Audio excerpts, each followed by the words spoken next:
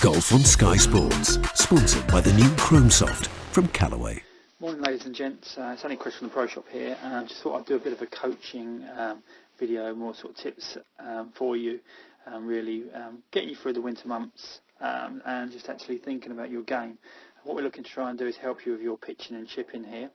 There's obviously, with coaching, there's everything pretty much is personalised, so these are just ideas that you might want to sort of try over the winter period, and hopefully what you'll find is it will help you to increase your consistency with your distance control, especially with this little drill here.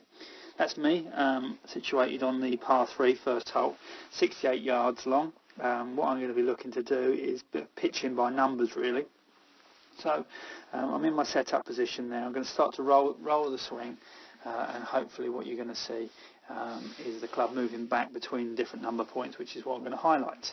The club is the hour hand on the clock, or the club of my left arm, I should say, represent the hour hand on the clock. So hopefully I'll highlight that along the way as well. So what I look to try and do here, I'm looking for a bit of a half swing, so I'm looking for my left arm to be in the region of the 9 o'clock, and on the through swing I want to see that my right arm is in the region of the 3 o'clock. So it's distance back, distance through, but try to visualise that you're doing it by numbers on the clock face. So if we roll this forwards,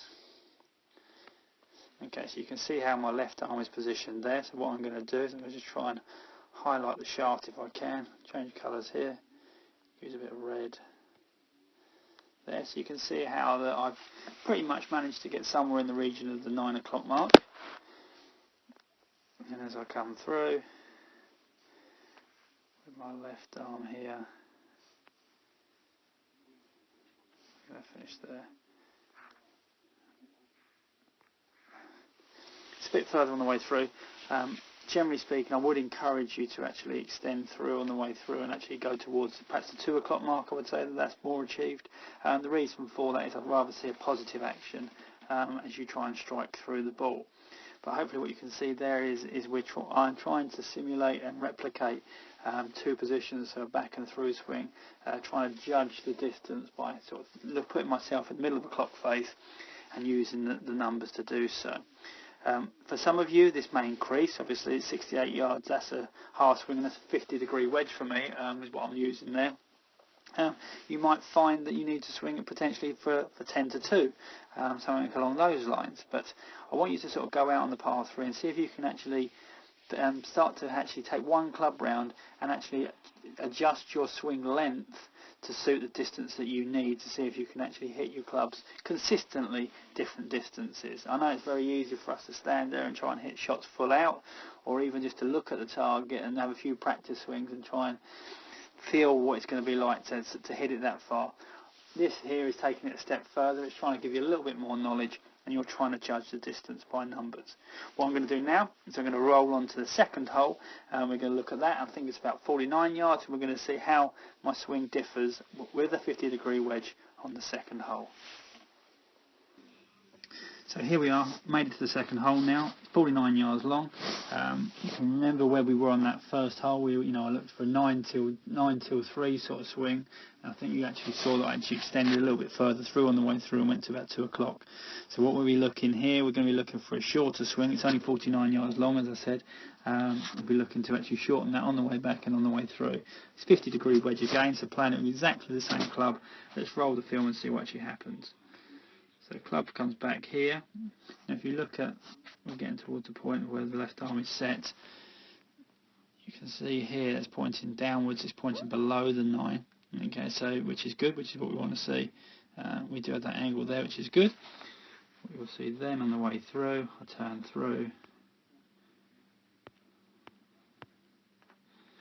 You can see how the left arm is actually pointing more towards the 3, so you can see actually I've actually shortened the golf swing totally there. So I've tried to keep the same sort of rhythm, but I've actually shortened the golf swing. So let's bring that back. Let's see if we can run that more of a natural speed. You can actually see a bit of the water come up there. You can see how wet it has been at the club. Good. One thing I would say about technique, this is solely sort of concentrating on pitching by numbers, so getting used to actually being able to recognise the length of swing that you want to achieve for a certain distance shot. I hope what you will see there is that you will see that my body does rotate and turn as well as I'm playing the shot.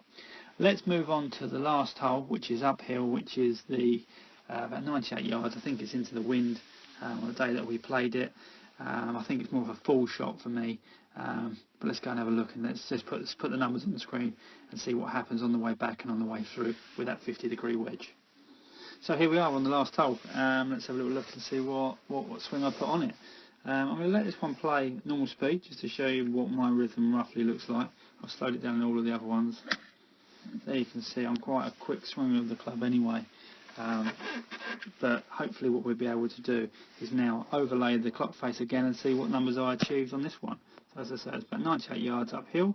Let's bring that back. Right back to the beginning. Let's put some lines in. Let's draw some details there. Clock face, perfect. Back in 12, 3, 6 and 9. Okay, roll the film. Good. Left arm there, as you can see, we've extended, which you would expect to see that, and you'd hope to see that going from the first hole. Obviously we've extended in yardage, so we've got to try and generate, we've got to go to bigger numbers, higher numbers to increase the distance that I want to hit the shot. Roll on. As I come through, you can really see how I've gone through to a full follow through there. I'm just going to show you the left arm again. So yeah, you could say, we'll say 11 till 1 or 12. You know, that's what I need to get it up the hill for that particular hole in those particular conditions. Hopefully, what you can see from all of what we've done here is that it's just a different way to pitching. It's hopefully giving you a fresh approach. It'll hopefully mean that you'll be able to judge your distances better. Go around the par 3, try it with different clubs to see what different results you get. So if you've got different wedges, you've got a 50 degree, you've got a 54, 58, see which works, but just see if you can actually start to recognise different points in the golf swing to hit the shot different distances. That will help you when you get out there, and it will certainly help you to reduce your numbers if you do it.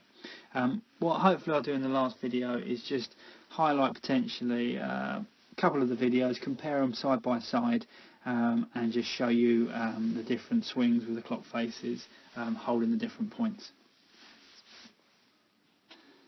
So here we go. We're going to compare the first hole and the last hole, as I said to you in the last video. So we're looking for the first one, which is the swing on, which is the right hand one. If I put a little number 1 on that one, and then I'll also put a number 3 being the third hole over here. I've set these already in the backswing positions. You can clearly see how I've shortened it down. If I was to pop that in again, if I can, just to highlight those there for you. We're looking for the position of that left arm, as we said in the past. Oh, don't need that. That one, wrong tool. Reuse that. Quick little line there, quick little squiggle. Yep, as you can see, obviously swing 3 being 98 yards is longer. But as I say, we're up towards, on that clock face, we're up towards the 11 o'clock, which we mentioned in the past. I won't swing through here. Nice full follow through, as I said, between 12 and 1. Let's roll this through, and I think I went through. There we go, as I say, towards the 2 o'clock mark. Hopefully what that's highlighted is pitching by numbers. It's an idea just to help you to get more consistent. Hopefully you'll enjoy that. You'll go out there, make use of the par 3 course, because it is a valuable addition at the golf club. It can improve your game. If anything, use it for a warm-up facility before you go and practice, before you go out and play. It's the ideal. Whip round there a couple of times just to, if you don't quite get away on the first hole, starting and trying to hold your round together early doors is quite important. And it can be especially important as you reduce your handicap and you don't have so many shots to play with. Hopefully you've enjoyed this feature. There'll be more to come. I look forward to seeing you all at the club soon.